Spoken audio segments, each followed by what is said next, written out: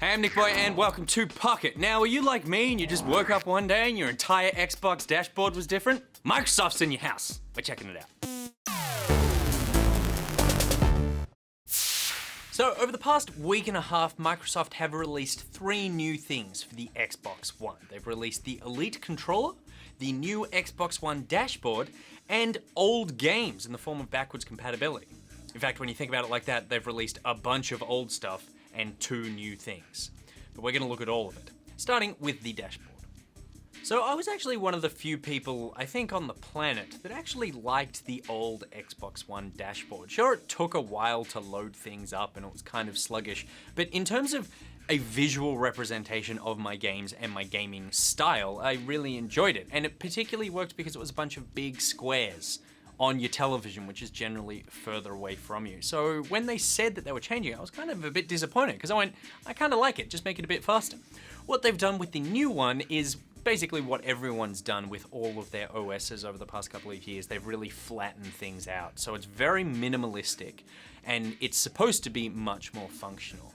So you start here, when you boot it up, this is your home page. So Tomb Raider was the last game that I played. So it's there in a big old Tomb Raider panel. But if you go over to the left, this is where the functionality comes in. So you can quickly access your friends list, your parties list, your messages, your notifications, your settings, and you can snap things. All of this is way, way, way faster than it used to be on the Xbox One, and I appreciate that. The thing that I'm missing here is my pins. So you can hit the right trigger, and that'll take you down below, basically like the page underneath the home page, and you can see the pins there. I don't really like the new layout to the pins, that they're sort of wide and across the screen. I liked that old one where you could see them just on the edge so you knew your games were there. Again, this feels like it's taking my stuff and kind of burying it a little, and I really don't appreciate that. If we go across, we've got the community here. So this is all like the friends feed and activities list and achievements and stuff that I've unlocked. I don't think I've ever used this page on the Xbox. I don't care about what my friends have achieved, both in-game and in life. So there's nothing really here for me. Moving on, there's the guide. So this is all the TV stuff. So this is basically, again, that push that Microsoft did where it was like, we're gonna turn the Xbox into your home media center. And everyone who played games was like, stop talking about TV. I have a television, it works fine. So again, I'm not gonna use any of this. And then finally here, the store. So I like the new layout for the store. I think that's cool. The old store was really ugly and again, slow to load everything. So you've got your big releases up here. You can flick through popular on Xbox. I don't know why Nemuma, Breath of Life, is popular on Xbox, or Gems of War. I'm guessing it's because Gems of War involves microtransactions and that just makes them money. So let's look at Halo 5 Guardians. That game's just come out.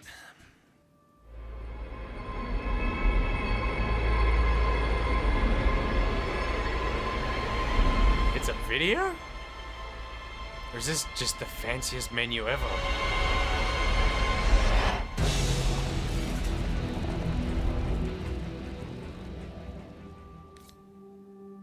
That's a hell of a menu.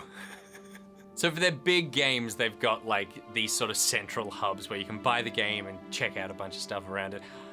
That to me is cool because it's showcasing the things that we like. So I think that's a cool little feature. I hit the paddles on the back of the control. I'm back at EA Access Hub. Ugh. Oh, control. Oh. What does the Black Ops one look like?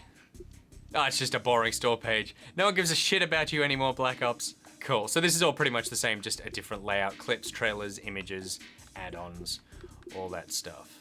So that's the new Xbox dashboard, and on a positive note, it's way faster because the old one was sluggish, so I really like how snappy it feels. But then on the other hand, in terms of design, it's just kind of blah. Like, it's pretty indicative that when it starts for the very first time after it's installed, it's just a gray border around the last game you played. It's just so sort of like boring, and there's a heap of empty space here. If you look at the font that's going on, it's all sort of like small and spaced out, and all the icons are sort of very minimalistic, and there's just a heap of wasted space on the screen. The top is really empty. Underneath this main sort of feature panel, you've got, you know, these recently launched things, basically. So I've got Fallout here, but instead of using any of the great art that Fallout has in all of its promotional campaigns or in the game, it's just a little picture of Fallout and then these like Game Hub, friend playing, share, sort of gray blandness.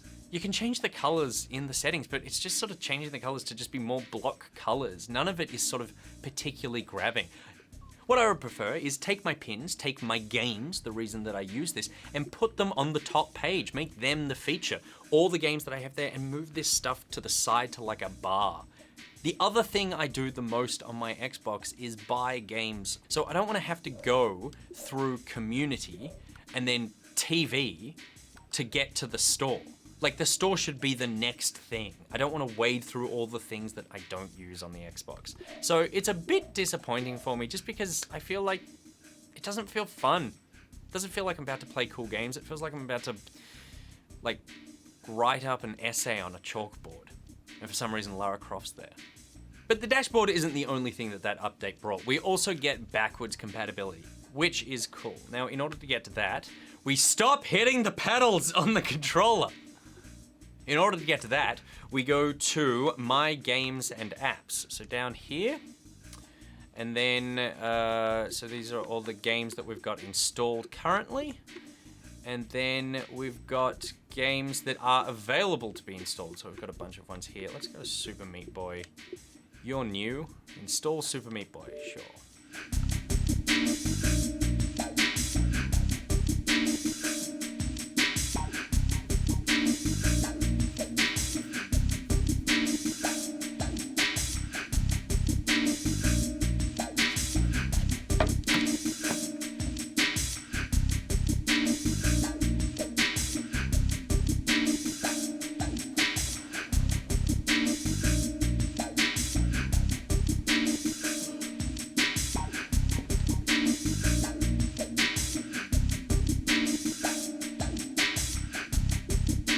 Okay, cool, so that's installed. Just as normal, super easy process, and Super Meat Boy.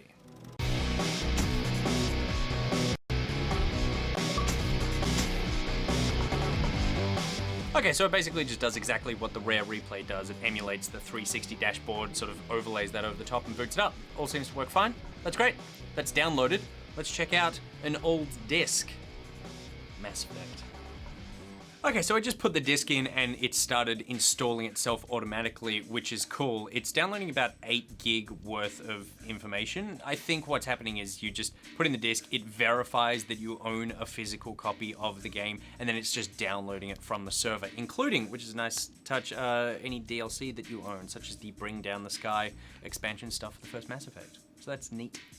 So it looks like the backwards compatibility stuff should be just really intuitive and just get you back to playing your old library of games, which is exactly what it needs to do. For me, the biggest thing though in the last couple of weeks has been the new controller, the Elite Xbox One controller, and I really like it. This is a really, really sexy controller.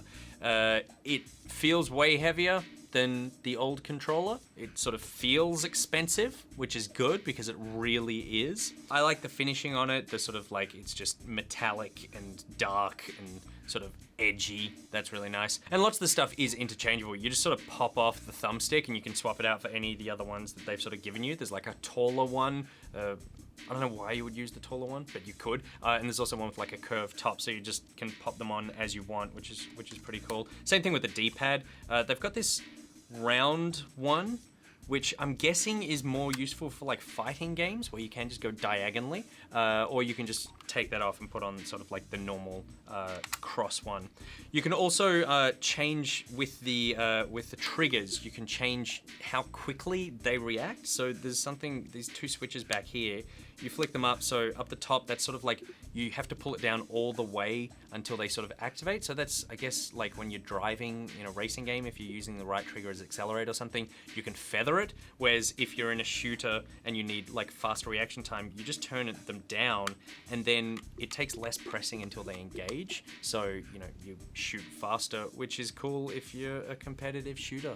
Also on the back are these 4 paddles, and you can sort of program these to be like throwing grenades or really whatever you want. For me, this is the one part of the controller that I don't like. These paddles activate at the slightest touch, and it's incredibly frustrating, particularly when you're like just using the menu system of the dashboard. Because the controller is way heavier than a normal controller, when you hold it, your fingers are resting there. There's no way to kind of hold it where the weight isn't pressing against your fingers and therefore pressing against those perfectly placed little paddles. I can't argue with their positioning, but I can argue with just how, to the slightest touch, they will activate. So that's kind of frustrating. However, you can just take them out really easily, which is exactly what I would do, and then you don't need to worry about it. Or you can program using the dashboard them to not do anything while you're in menus or something and just make them not active. And you can reprogram any button on the controller or any of the Xbox controllers in the settings in that app. So we'll go there now. So you jump into settings in Connect and Devices, and then you see Xbox One Elite Controller, that's me, and then you can go down to button mapping. And so then you can start messing around with all of these. There's also a bunch of presets for specific games built in for you, ready to go. And like particularly you can see with the Forza ones, you're using the back paddles a lot for changing gears and stuff. That's really cool. There's also 2 pre-assigned slots that you can sort of switch between. So you can save one as like just your standard thing, and then you switch over to 2 here on the front of the controller, and then that's the game that you're constantly playing. It goes to the remapped buttons that you've saved earlier. And I believe you can do this stuff with the old Xbox One controller with the dashboard update. So, you know, even if you don't get this, you're not being left out. As for my opinions on the controller itself, I really, really like it. I love the weight. The rumble actually feels really different. It feels much more sort of like deep inside the controller. It doesn't feel sort of like as plasticky and light. It's very expensive. Is it worth the money? No. Am I going to buy one? Yes. So over the last 10 days, Microsoft has put out a bunch of stuff to help their system. And sure, the design of the dashboard could use a lot of work in my opinion. But between this controller, the backwards compatibility, and the speed of the operating system now, I feel like it is a step forward for Microsoft and a net positive. All right, that's it for today's episode of Pocket. My Pocketeers, NichBoy out.